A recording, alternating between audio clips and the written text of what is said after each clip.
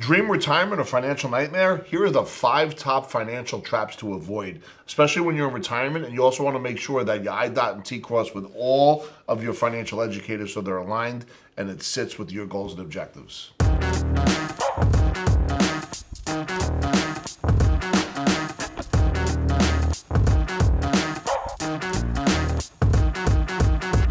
So mistake number 1, not adjusting your portfolio.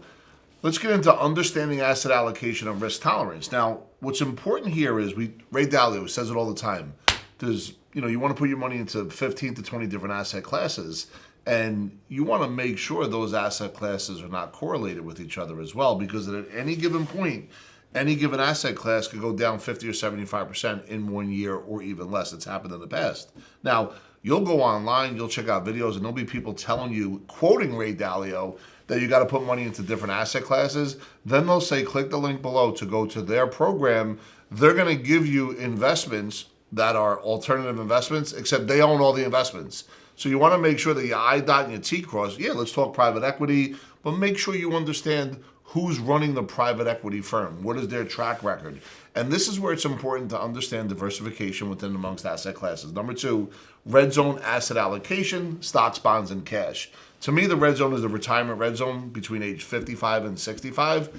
You want to make sure you're not chasing a rate of return, that you're in a position to prosper financially no matter what economic cycle we're in. And if you do proper planning prior to then, when economic winter comes knocking, you will be in a position to make really good decisions with your money, time, freedom. Then we have sequence of returns rate risk. This means that at any given point, if you look at whatever age you're at and all of a sudden the market happens to go down, maybe for a year, maybe for 2 years, let's say you're 60 and all of a sudden the market goes down 20%. If you sell out at the wrong time, if you have all your money in one asset class, or you're not really truly diversified even within the market itself with stocks and bonds and all different kind of mutual funds, that could be very costly if you're 60 years old, because now all of a sudden whatever you lost, you got to get that back. And if you start chasing a rate of return, the sequence of return rate risk becomes a major problem for you. Last but not least, importance of realigning portfolio based on goals. A goal, first of all, you got to write your goals down. It's only a wish if you don't.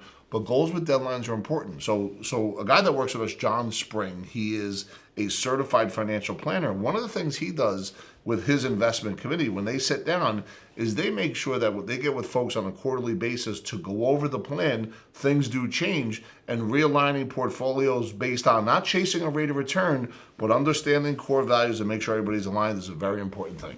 Mistake number 2, inaccurate income calculations.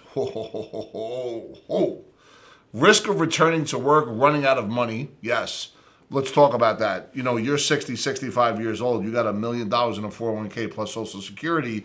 You want to make sure that you understand what your tax liability is on those distributions, the level of risk that you're going to be taking in order to have income every single year. And remember, if you're 65, just making up a number, and you got 50, 60,000 coming in a year, by the time you get to 70, that same 50 or 60,000 could be worth less because of inflation. So it's important you understand exactly what those distributions and the time value of money looks like in your world.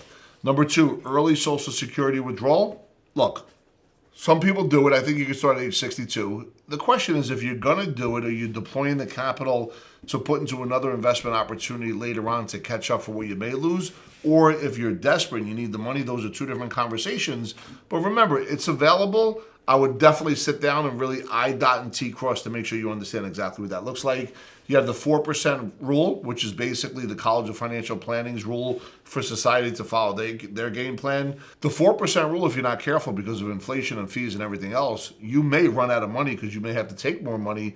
And if the risk of the stock market's affected that principle, it could put you in a situation where all of a sudden you're going to have to pick up another job. But with that, I love dynamic spending strategies. And what does that mean? So if I have all my different asset classes, if I have proper planning in place, including buckets that come back to me tax-free, or at least tax-free up to basis, now all of a sudden I can manage the tax code a little bit differently. I have intelligent conversations with my accounting team, my fiduciaries, my trust officers, my insurance agents, and now all of a sudden, because of proper planning, spend and replace mindset, that allows me to do dynamic spending strategies. And remember, when you're spending down principal, portion of that money is tax efficient because you're not getting taxed on it. You just get taxed on the gain.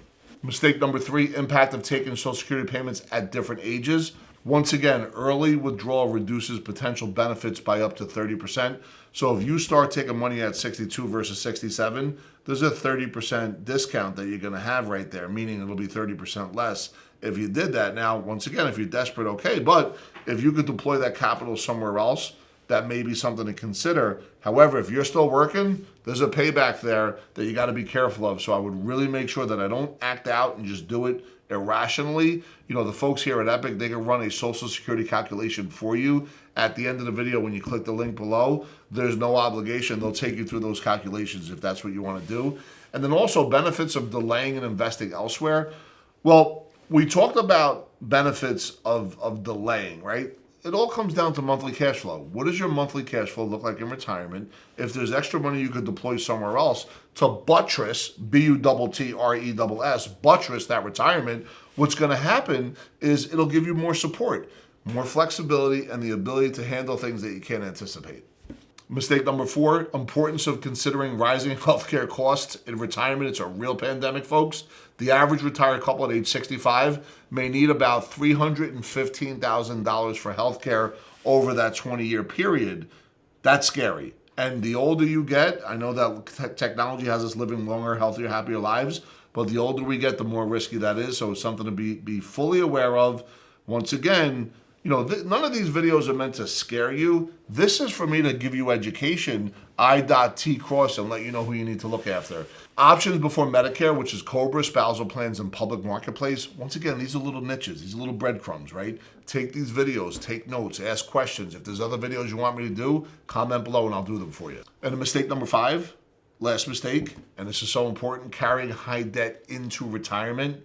Let's make sure as we're in the retirement red zone, stepping into retirement, we're cleaning up all the debt, pay off all the credit cards, pay off all the mortgages.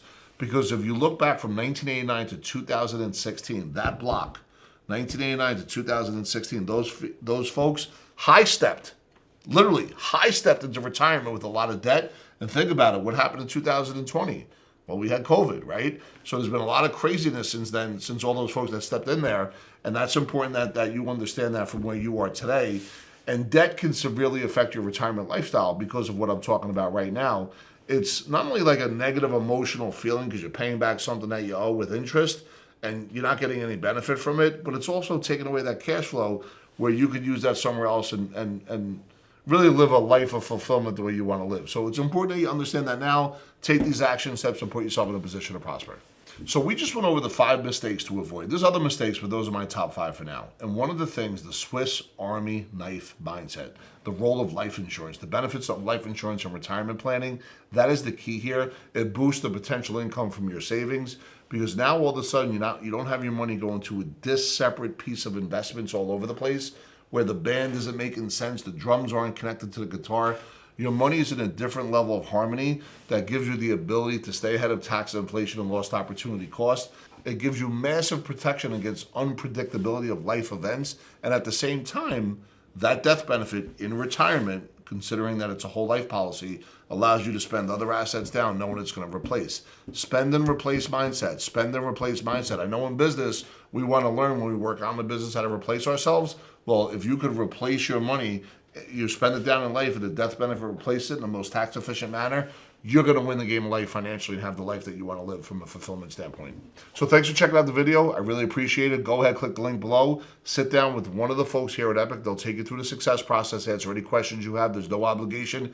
I demand you to keep that checkbook in your pocket. And I want to thank you so much for being part of the community. Continue to like, subscribe, and follow.